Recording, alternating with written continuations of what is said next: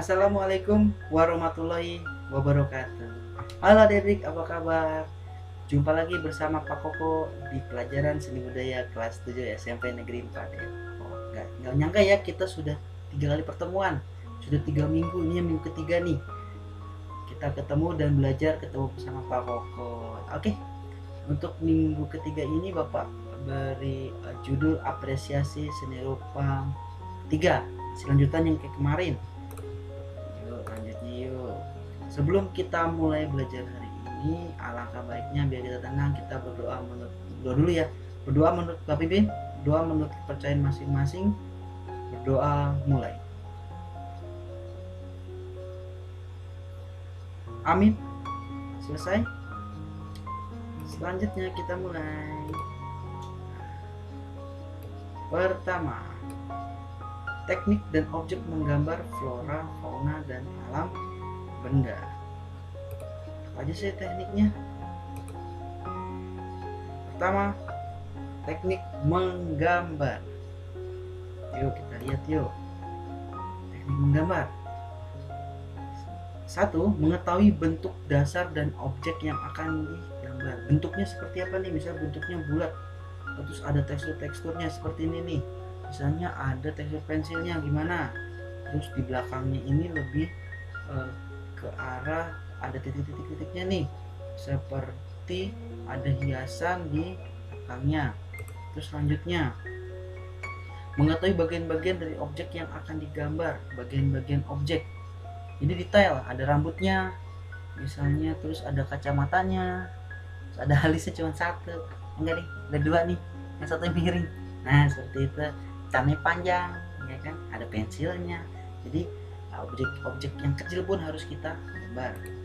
Lanjutnya, membuat sketsa gambar yang dimulai dengan menyusun dan menyambung bagian per bagian menjadi gambar yang utuh. Oke, kita pertama nanti buat sketsa dulu nih, prakteknya juga ya, membuat sketsa gambar yang dimulai dengan menyusun menyambung bagian per bagian. Jadi harus berurutan dari atas ke bawah, kanan ke kiri. Jadi nggak misalnya berantakan gitu.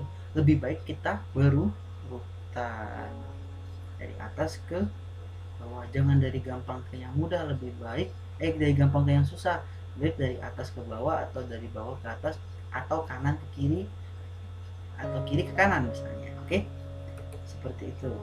Selanjutnya memberikan gelap terang baik hitam, putih atau berwarna. Nah ini bagian yang paling penting, memberikan gelap terang baik hitam, putih atau berwarna dalam membuat sketsa ya. Ini sangat penting. Lanjutnya,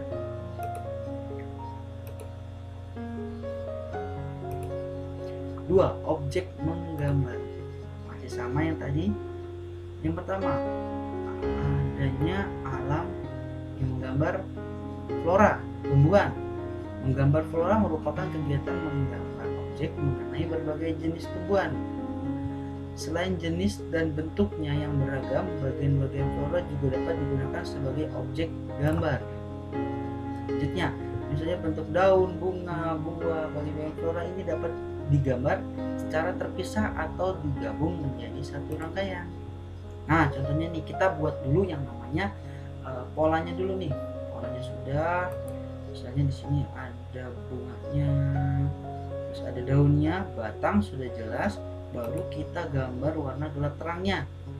Kita buat sketsanya, ada gelap dan terang. Kita nanti buat praktek seperti ini, ada nilai gelap dan terang, sama seperti ini juga. Yang gelapinya pakai pensil, nanti kalau latarnya nanti baru berwarna. Ini contohnya aja, kita cuma pakai warna hitam dan putih. Ini yang dimaksud sebagai nilai gelap terang. Ini contohnya. Lebih luasnya ada lagi nanti soal nilai gelap terang. Nah, oke. Ini menggambar flora dan fauna. Yang pertama pola, baru kita gambar nilai gelap terang. Next, objek menggambar masih yang tadi. Yang kedua, alam fauna. Menggambar fauna merupakan kegiatan menggambar dengan menggunakan objek berbagai jenis hewan seperti burung, angsa, kelinci, kuda, dan sebagainya.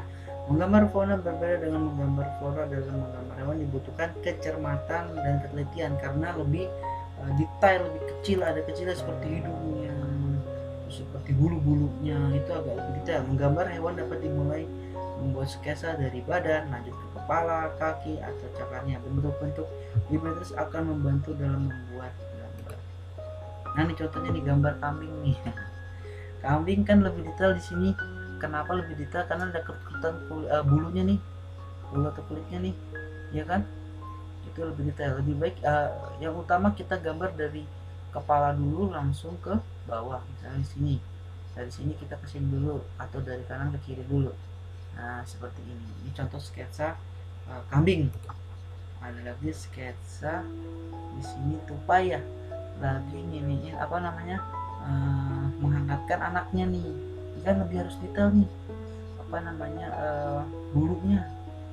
Detail. Nah, makanya kalau untuk hewan agak lebih sulit dari flora seperti itu. Oke. Next.